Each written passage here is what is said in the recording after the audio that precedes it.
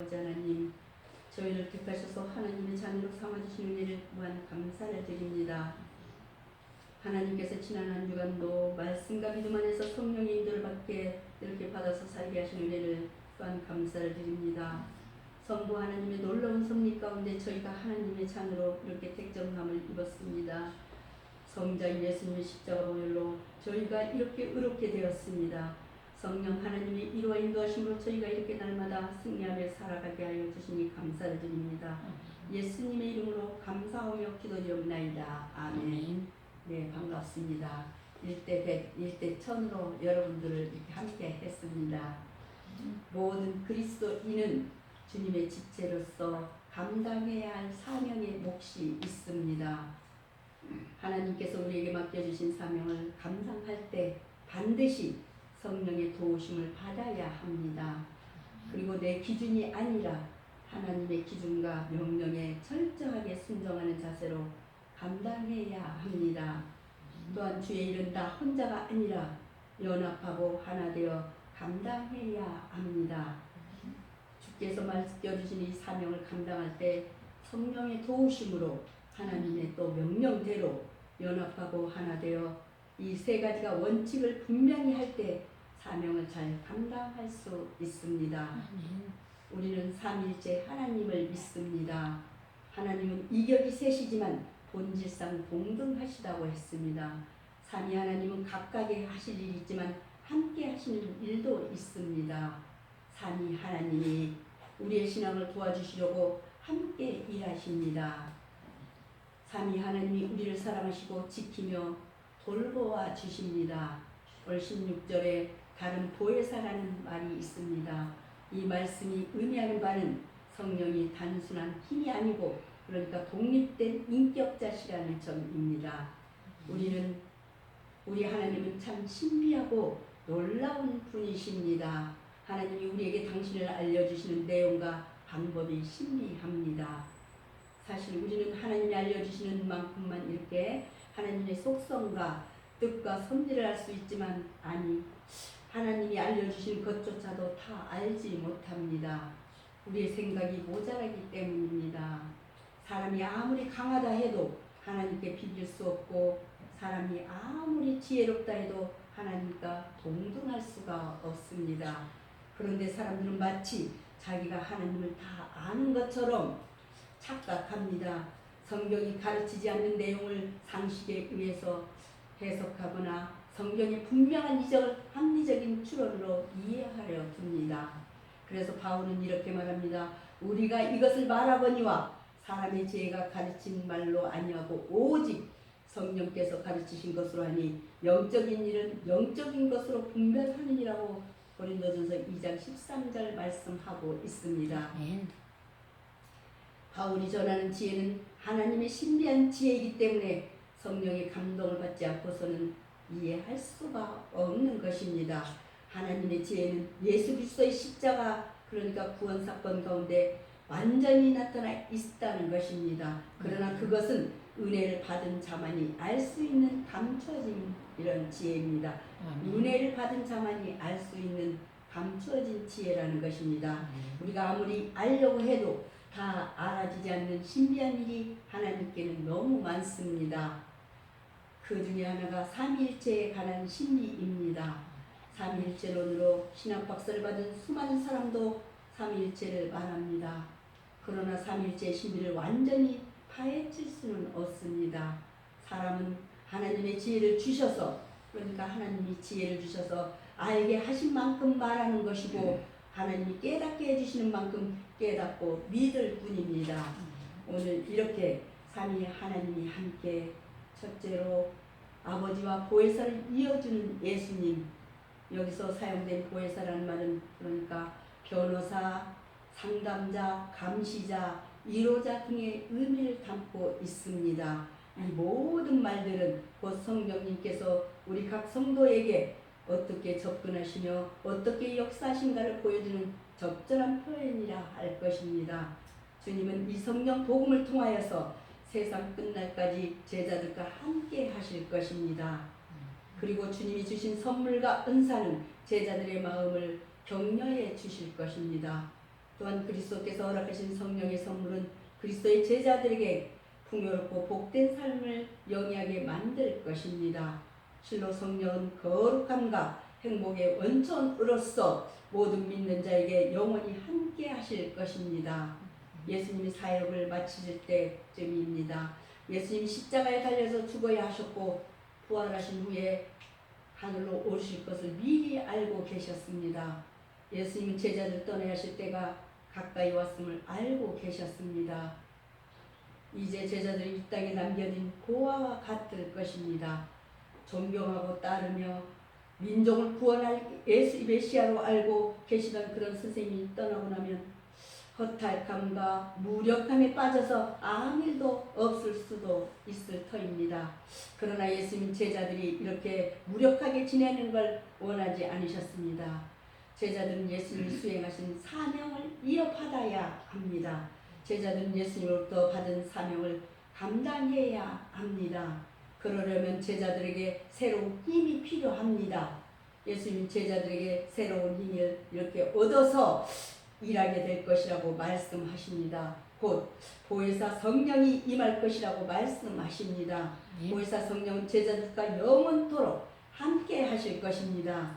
제자들은 보혜사 성령과 함께 있으므로 예수님과 함께 한다는 믿음을 갖고 예수님의 사명을 이어서 감당하는 데 필요한 지혜와 능력을 얻을 것입니다. 예수님이 아버지께 구하여 보혜사가 제자들에게 옵니다. 그러므로 예수님은 아버지와 보혜사 사이에 연결이 되십니다. 물리적 연결이 아닌 그러니까 영적이고 제자들 돕는 연결입니다. 주님은 사랑하는 자라고 15절 우리가 한번 보면 너희가 나를 사랑하면 나의 계명을 지키리라고 하였습니다. 주님을 사랑하는 자라고 오늘 15절 너희가 나를 사랑하면 하였고 21절에 나를 사랑하는 자는 내 아버지께서 사랑을 받을 것이라고 하였습니다. 주님의 계명을 지키는 자라고 15절에 말씀하고 있습니다. 나의 계명을 지키리라고 오늘 21절에 하였고 나의 계명을 지키는 자라야 나를 사랑하는 자니라고 말씀하고 있습니다. 우리가 주님을 믿습니다. 사랑한다 하면서 주님의 계명을 지키지 않으면 거짓말하는 것입니다. 말씀을 지키면 약속하신 보혜사를 주십니다. 두 번째로 보혜사가 사람을 연결시키는 예수님, 이렇게 보혜사와 사람을 연결시키는 예수님, 그리스도께서는 제자들에 대한 관심을 그치지 않을 것임을 약속하십니다. 내가 너희를 떠나가긴 하지만 나는 너희를 부모 없는 이렇게 고아와 같이 버려두지 않을 것이라고 말씀하십니다. 나는 너희에게 이런 위로를 남겨둘 것이며 너희에게로 반드시 올 것이다. 나는 속히 너희에게로 와서 나의 부활에 참여케 하리라고 말씀하십니다. 나는 나의 영으로 매일 너희에게 오리라. 나는 나의 영으로 매일 너희에게 오리라. 성령의 임재로 그렇게 성령의 임재는 바로 우리에 대한 예수 그리스도의 사랑의 증표이며 크나큰 은혜의 증거입니다. 나는 세상 끝날에 분명히 다시 오리라. 이 같은 약속들은 바로 우리는 지금 믿고 있는가 말입니다. 믿음의 눈으로 그리스도를 보는 자만이 그를 영원히 보게 될 것입니다. 하지만 세상 주께서 재림하실 때까지는 그분을 알지 못할 것입니다. 그러나 제자들은 주께서 곁에 있지 않는다 해도 그렇게 있지 않는다 하더라도 그와 영원하고 내밀한 교제를 나누게 될 것입니다. 이런 신비로운 사실들은 이렇게 매일 성령의 동행하심을 통해 확인할 수 있을 것이며 더 나아가 하늘에 가서 더욱 완전하게 알 수 있을 것입니다. 지금 예수님은 아버지께 구하고 아버지는 제자들에게 주시고 보혜사는 제자들에게 오십니다. 제자들을 세우고 사명을 감당하게 하는 일에 아버지, 아들, 보혜사가 이렇게 협력하십니다. 보혜사가 제자들에게만 오십니다. 보혜사는 이렇게 진리의 영으로서 세상은 받을 수가 없습니다. 하나님이 세상을 향해서는 보혜사를 주시지 않습니다. 여기서 세상은 예수님을 믿지 않는 사람의 세계를 말합니다. 세상은 보혜사를 볼 수도 없고 알 수도 없습니다. 그러니까 보혜사는 믿지 않는 세계에는 당신을 드러내지 않으시며 어떤 지혜도 주시지 않습니다. 반대로 예수님은 제자들에게만 오십니다.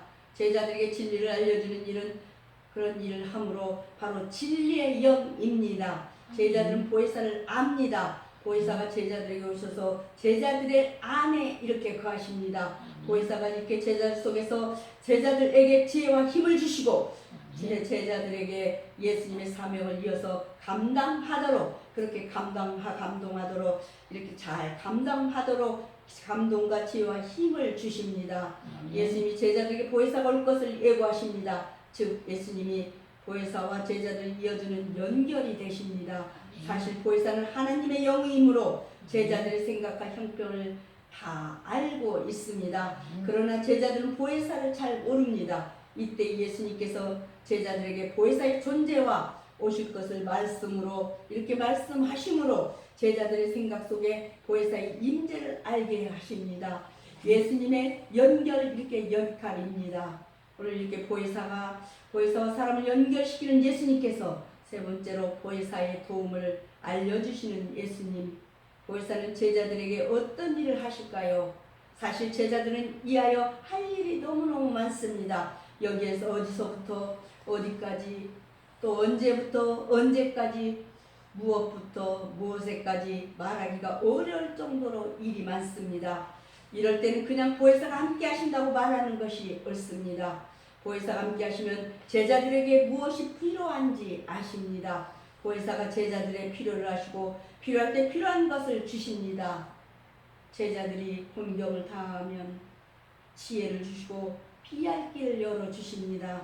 보혜사는 제자들의 삶에서 간헐적이거나 잠깐 혹은 정기적으로 함께 하시지 않습니다. 보혜사는 이렇게 제자들과 늘 함께 하십니다. 보혜사가 함께 하심으로 제자들은 예수님과 자기들과 함께 하신다는 것을 믿습니다. 예수님이 제자들을 고아처럼 버려두지 아니하셨습니다. 보통 사람들은 자기 자녀들을 먹이고 입히고 키우는 일을 하지만 고아는 잠시 돕는 것으로 끝납니다. 그런데 예수님을 믿는 사람들 중에는 고아를 자식으로 삼아서 훌륭하게 키워낸 사람들이 많습니다. 아예 고아들을 위한 기관을 세워서 또 신앙을 바탕으로 체계적으로 키우고 사회와 인류를 위한 훌륭한 일꾼으로도 세웁니다. 바로 예수님의 정신을 가졌기 때문입니다. 예수님은 제자들 고아처럼 대하지 않으십니다. 예수님 보혜사를 통해 제자들과 항상 함께 하십니다. 예수님 보혜사의 도움을 이렇게 제자들에게 알려주십니다. 부모와 같이 보호해 주십니다. 오늘 18절에 내가 너희를 고아같이 버려두지 아니하고 라고 분명하게 말씀하고 있습니다. 위로해 주신다고 또 사도행전 9장 31절에 보니 성령님은 한란 중에 있는 이런 교회를 위로하십니다. 우리처럼 약한 교회 사도행전 9장 3절 그리하여 온 유대와 갈릴리와 사마리아 교회가 평안하에 든든히 서가고 주를 경외함과 성령의 위로로 진행하면서 또 수가 더 많아지더라고 하였습니다. 이 은혜가 우리 교회에 있기를 바랍니다. 아멘. 보혜사라서 하는 말은 헬라어로 팔리클레토스인데 도와주는 자, 위로하는 자를 의미합니다. 모든 것을 또 가르쳐 주십니다. 오늘 26절에 보내실 성령 그가 너희에게 모든 것을 가르치고 라고 말씀하고 있습니다. 또 생각나게 하신다고 26절에 말씀하십니다. 모든 것을 생각나게 하시리라고 하였습니다. 성령은 아버지와 아들 이렇게 아들같이 인격을 소유하신 제3위의 하나님이십니다. 성령 예수 그리스도의 구속 사역을 기억나게 해 주십니다. 성령의 이루하심은 보혜사로서의 성령의 사역이라고 합니다. 이렇게 참된 교회는 그래서 제한 없는 영적인 실체로서 서로 연합하면서 선교의 사명을 잘 감당해야 하겠습니다. 마지막으로 성도들과의 관계를 말씀하신 예수님은 제자들에게 보혜사를 알도록 가르치셨습니다. 세상은 보혜사를 모르지만 제자들은 알고 세상은 보혜사로부터 책망을 그렇게 나중에는 이제 책망과 심판을 받을 것이지만 제자들은 보혜사의 도움을 받을 것입니다. 예수님이 십자가와 이런 부활 후에 승천하심은 세상은 예수님을 다시 볼 수가 없습니다. 그러나 제자들은 예수님을 볼 수 있습니다. 눈으로 보는 것이 아니라 영으로 봅니다. 보혜사와 제자들에게 예수님을 볼 수 있는 영적인 눈을 뜨게 해 주십니다. 제자들은 보혜사가 허락하신 지혜와 믿음으로 예수님의 정말 영원토록 살아계심을 믿습니다. 예수님의 살아계심처럼 제자들도 살아 있습니다. 영원하신 예수를 믿는 제자들은 하나님의 정말 예수님의 영원함에 그래서 참여합니다. 예수님이 제자들과 당신의 관계를 보혜사가 이어줄 것임을 이렇게 알려주십니다. 이처럼 하나님 아버지, 아들 예수님, 보혜사 성령님이 모두 제자들을 도와주십니다. 오늘날 우리도 삼위 하나님의 도움을 받습니다. 우리도 예수님의 이렇게 영원하심에 참여하고 예수님의 살아계심처럼 살아서 움직입니다. 보혜사가 오셔서 우리를 도우시고 깨닫게 하심으로 가능합니다. 우리 같은 이런 죄인들이 삼위 하나님의 도움을 받는다니 얼마나 놀랍고 신비하며 기쁜 일인가 말입니다. 삼위일체는 이론적으로 믿기보다 우리 신앙에서 실제적으로 경험하고 고백하는 것이어야 합니다. 경험하면 말할 내용이 풍성해질 것입니다. 우리는 그리스도의 명령을 믿음과 동시에 그것을 지키지 않으면 안 됩니다. 우리 머릿속으로 그것들을 받아들이면 그렇게 받아들이면서 또한 우리는 우리의 마음과 이런 생활 속에서 그것들을 그래서 지켜야 합니다. 그리스도에 대한 우리의 사랑을 가장 확실하게 입증시켜 주는 것은 그래서 그리스도의 몸에 순종하느냐에 있는 것입니다. 마음속에 그리스도에 대한 진실한 사랑을 품고 그렇게 사랑을 품고 있는 자는 너무도 당연히 그분의 말씀에 순종하게 마련입니다. 주님을 사랑하는 것은 신자들에게 명령된 삶의 기본 원리이며 신자들의 모든 행위의 근간이 되는 것입니다. 사랑이 있는 곳에는 늘 감사에 대한 보답에서 나오는 의무가 뒤따릅니다. 하나님은 당신을 순종하는 신자들은 이렇게 사랑하실 뿐만 아니라 그들의 안식을 누릴 수 있도록 하십니다. 하나님은 그들로 가정을 삼으사 그들과 함께 계실 것입니다. 이러한 특권들은 사랑을 통하여 믿음을 실천하는 자들과 그리스도에 대한 사랑으로 인해 그의 계명을 지키는 자들에게 한정되어 있습니다.